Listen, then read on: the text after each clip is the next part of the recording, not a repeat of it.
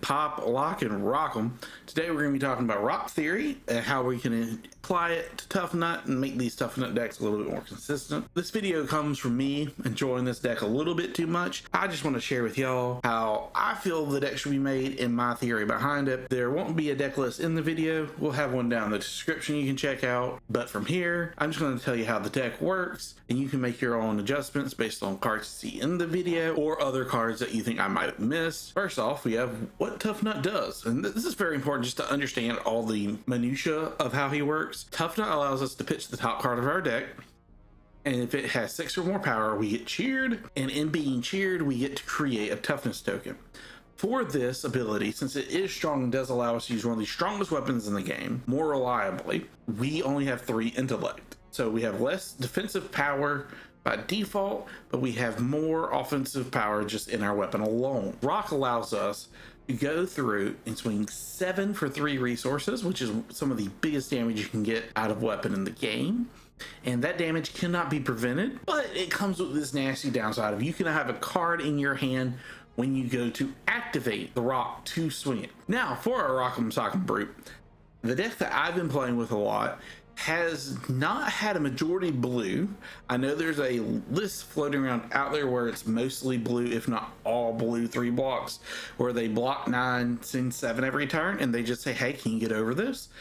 That creates a simplistic game plan in which it's easy to counter for your opponent because they know exactly what's going to happen every turn. In Flesh and Blood, you do not want your opponent to be able to predict every turn throughout the entire game.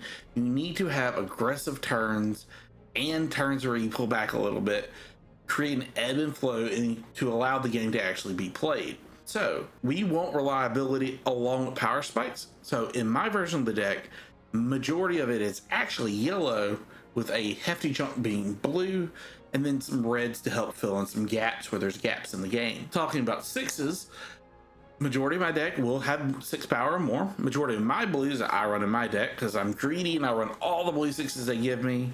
Majority of my blues will be 6s. Majority of my yellows will be 6s or higher. And my reds will all be 6 or higher. I will not run any reds that have less than 6 power majority of the time, and getting that 1 value from your toughness is very important, and the all blue builds tend to miss out on that toughness on a regular basis. Now, one of the core values of Tough Nut and Rok Theory is manipulating the top card of your deck in order to ensure Rok is going to happen every turn. If you blindly try to Rok every turn in a non-solid blue deck, there is a chance, a solid chance you will miss and mess up. With one of the things in Rok Theory we need to talk about is ensuring that we can manipulate the top card of our deck. We need to manipulate the top card of the deck, make sure that we don't have reds on top.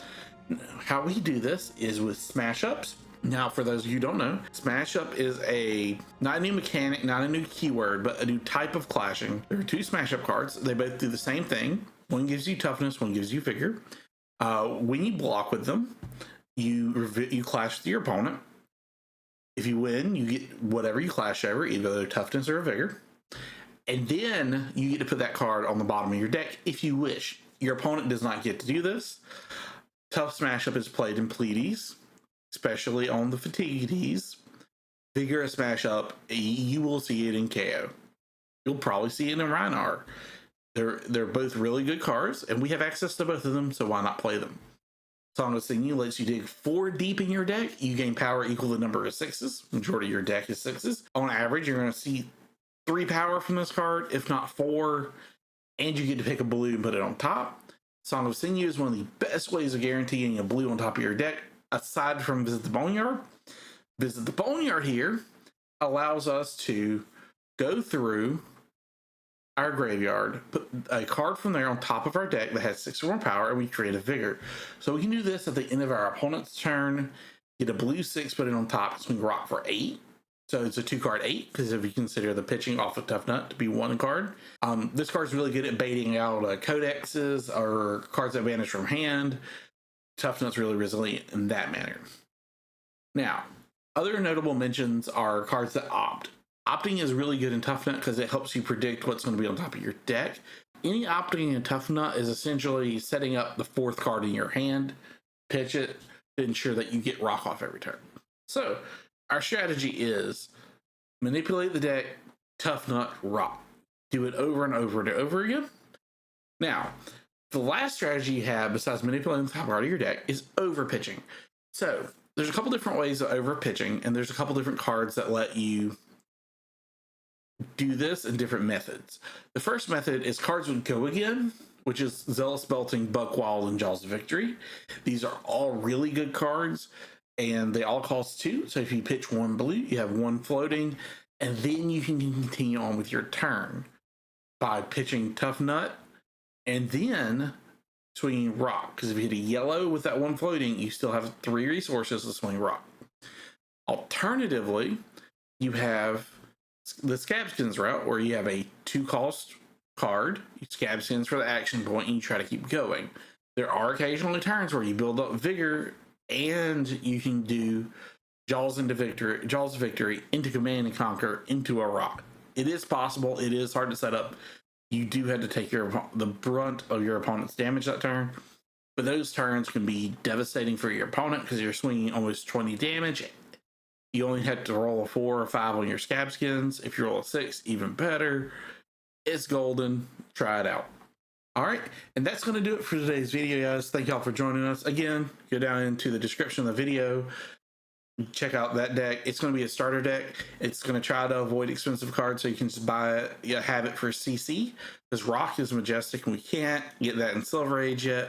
All right, that's going to do it for the video. Down in the description is going to be a link to a Tough Nut deck for y'all to go ahead and go look at, try it out on Talishar, see how you think about it. We're going to be trying to keep that a little bit on the more budget side, so you might not see Scabskins. You're going to see some other things for it. Try it out, give it a whirl, make edits to it, play it on Talishar, like I said, and figure out what you like in it, what you don't.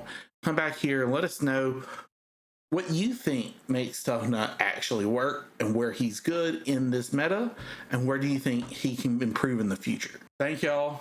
See y'all next time.